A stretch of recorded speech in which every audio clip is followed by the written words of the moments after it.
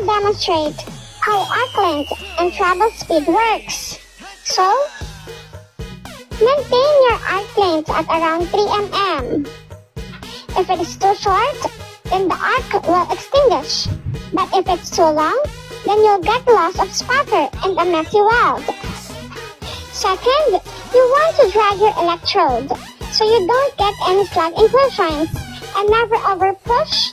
Keep your travel speed consistent so that your weld maintains its size throughout. So now let's demonstrate.